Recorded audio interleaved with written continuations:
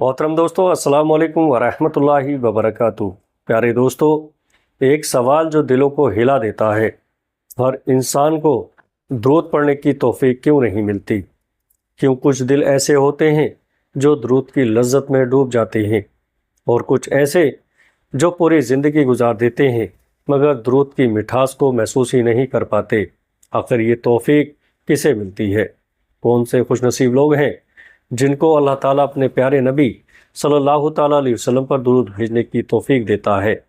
प्यारे दोस्तों, आज की ये रूहानी बात इन्हीं खास बंदों के बारे में है।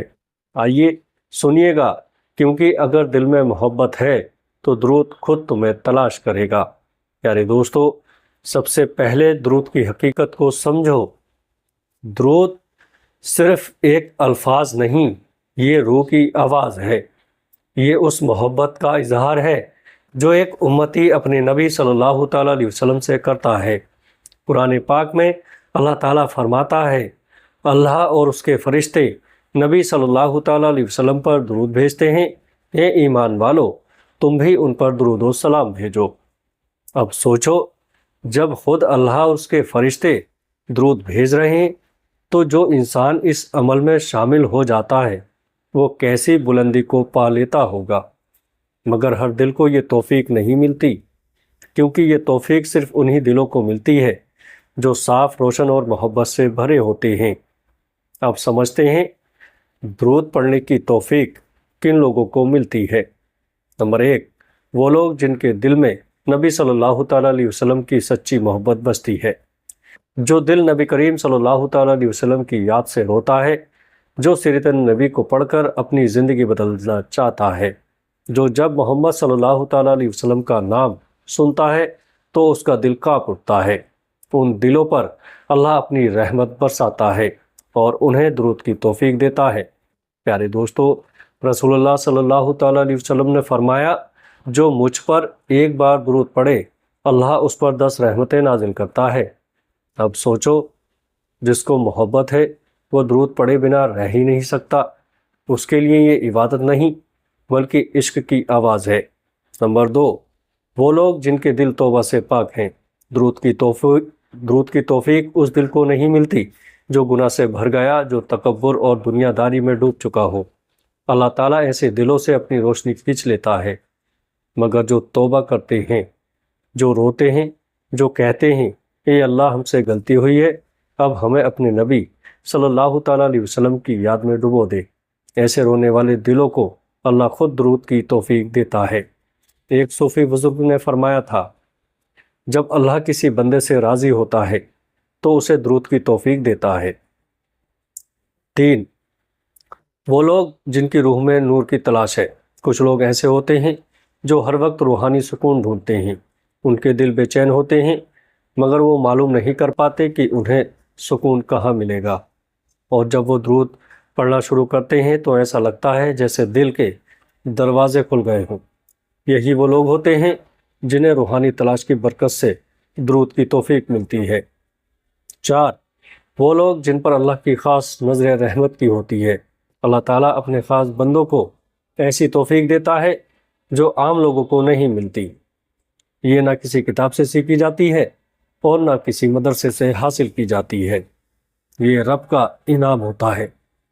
ऐसे लोग दुरूद की मिठास को इस तरह महसूस करते हैं जैसे किसी प्यासे को पानी की बूंद मिले। प्यारे दोस्तों, दुरूद पढ़ने की तौफीक अचानक नहीं आती। ये दिल में पैदा होती है, मोहब्बत से, अदब से और रूहानी ख्वाहिश से। एक बार हज़रत बासिफ अली वासिफ रहमतुल्लाह अलैह से पूछा गया, हज़रत, दुरूद की तौफीक कैसे हासिल होती है? उन्होंने मुस्कुराकर फरमाया, जब बंदे को अपने गुनाहों पर शर्म आने लगे और नबी करीम सल्लल्लाहु ताला अलैहि वसल्लम की याद में आंखें भीगने लगे तो समझ लो कि अब उसे दुरूद की तौफीक मिल गई है। क्या बात है प्यारे दोस्तों, क्योंकि जब दिल रोता है तब अल्लाह उस दिल पर रहमत भेजता है और वही रहमत दुरूद की तौफीक में बदल जाती है। अगर आज तुम्हारे दिल में दुरूद पढ़ने की चाह है, अगर तुम्हारी ज़ुबान खुद ब खुद अल्लाहुम्मा सल्ली अला मुहम्मदिन व अला आलि मुहम्मद कह देती है तो समझ लो अल्लाह ने तुम पर रहमत कर दी है, क्योंकि दुरूद की तौफीक हर किसी को नहीं मिलती। یہ خاص بندوں کا حصہ ہے۔ یہ اس نعمت کی طرح ہے جو صرف ان کے دلوں میں اترتی ہے جو نبی کریم صلی اللہ تعالیٰ علیہ وسلم سے سچا رشتہ رکھتے ہیں۔ لیکن افسوس، کچھ لوگ ایسے ہوتے ہیں جنہیں یہ توفیق ملتی ہے مگر وہ اسے قائم نہیں رکھ پاتے۔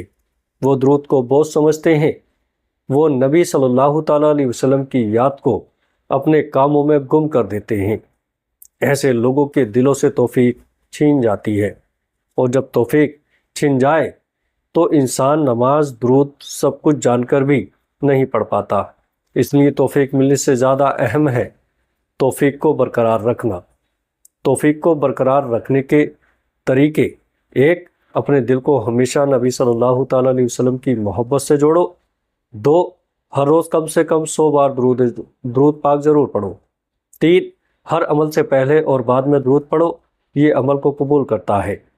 چار، جب دل اداس ہو درود پڑھو، یہ دل کا علاج ہے۔ پانچ، جب کوئی خوشی ملے درود پڑھو، یہ شکر کا اظہار ہے۔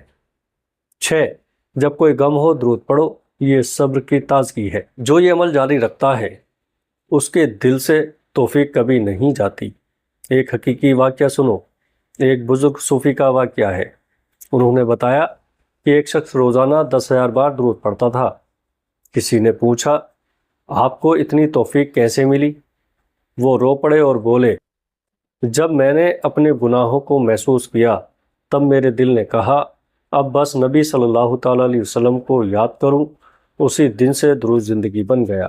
دیکھا آپ نے، توفیق صرف علم سے نہیں آتی، یہ دل کی سچائی سے آتی ہے۔ اور میرے پیارے دوستو، اگر آج یہ آواز تمہارے دل تک پہنچی ہے، اگر تمہاری آنکھیں نم ہیں، اگر تمہارا دل کہہ رہا ہے میں بھی درود کی توفیق چاہتا ہوں، تو سمجھ لو اللہ تمہیں بلا رہا ہے۔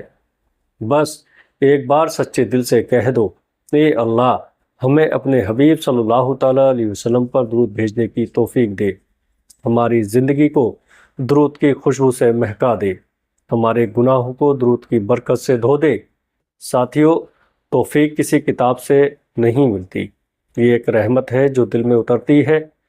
اگر تمہیں درود پڑھنے کی توفیق ملے تو تم دنیا کے سب سے خوش نصیب لوگوں میں سے ہو۔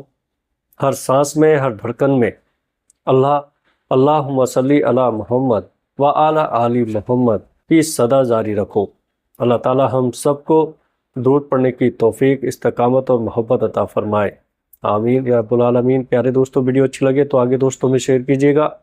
السلام علیکم۔